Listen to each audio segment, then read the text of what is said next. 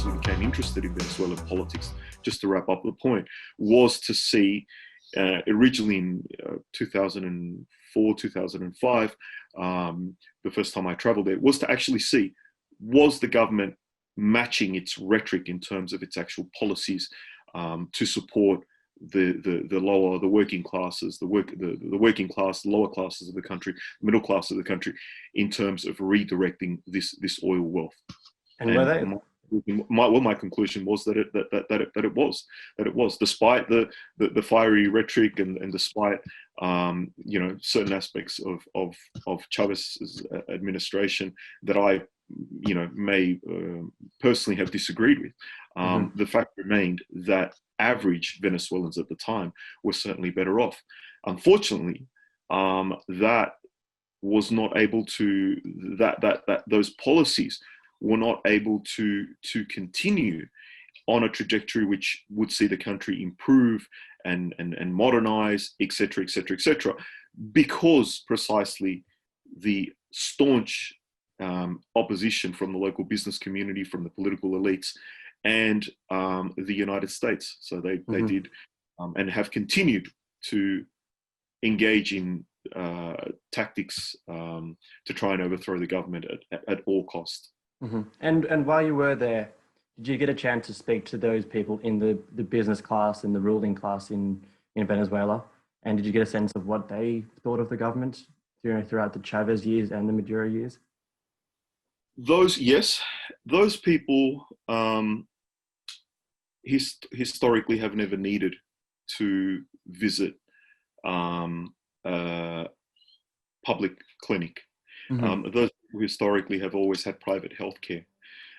Those people historically would send their children to very wealthy private schools. Those people travel regularly to the United States, to Miami, to Colombia, and to Panama. Those people historically don't or have not needed to think about where they're going to have enough money for their groceries the next week or the next month. Those people would attend or send their children to Venezuela's universities and then have arrangements which would allow their children to enter into the oil industry or the government bureaucracy or the private sector. So their reality was always very different. So if you would say to them, but what about the 20 or so thousand, if I'm actually wrong, the figure actually ended up being closer to 30,000 Cuban doctors and nurses and dentists and sports specialists and people that actually helped establish a wider access, a much wider access to healthcare in Venezuela. What about those people? Well, they would say, well, no, they're there to spread, Castro's ideas. They're there to support Chavez. It got to the point when the Venezuelan healthcare workers came into the country that the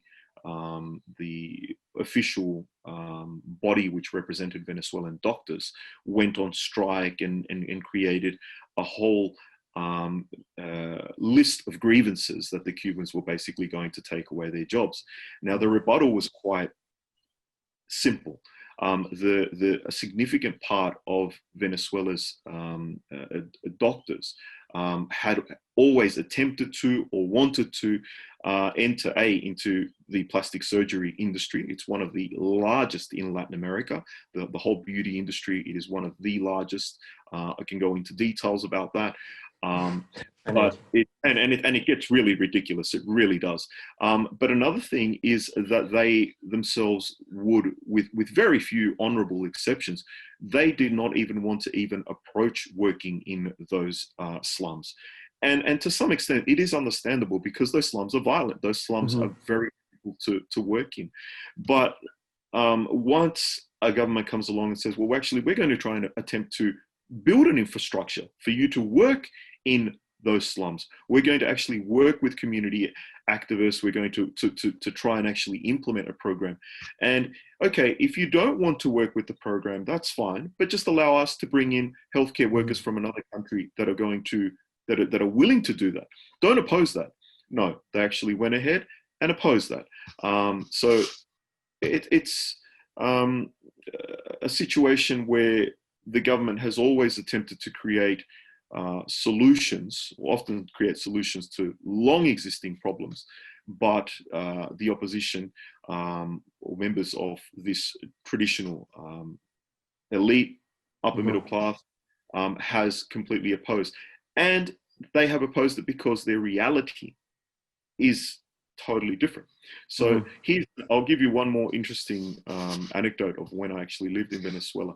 So that was the position of many, not all, but many people that came from sort of more, much more comfortable backgrounds. There were exceptions. There were others that were even supportive of the government.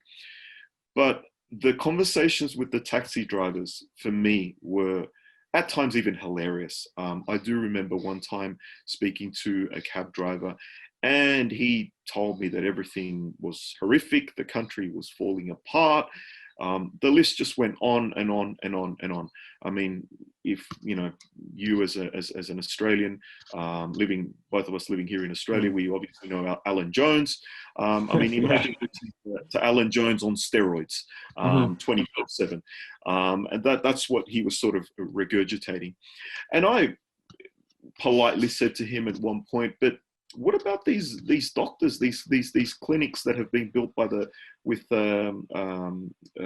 think it's a Chinese design. The government made some economic accords with China, and there's two healthcare workers actually living in these slums. So they ended up establishing these little clinics where the doctors would live on top, level 1, and then at the bottom you would actually have the clinic, and you would have a nurse, and and people were using these services.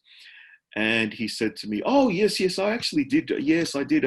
I did visit one of them, on an occasion. And yeah, actually, now that I think about it, my daughter or my niece had to get a tooth removed, and she did end up using the Cubans." And I said, "So, what was your experience like?" And he said, "Oh, that was fine. I mean, yeah, they did their job." I said, "Okay, so on that point, maybe you should concede that the government is doing something right." And he said, "Yeah, I guess. But on everything else, he went back to the cassette flipped, the record, the MP3 switched up there, and he went back to the standard sort of rhetoric." So there were people that would make these concessions, but you really had to sort of press them.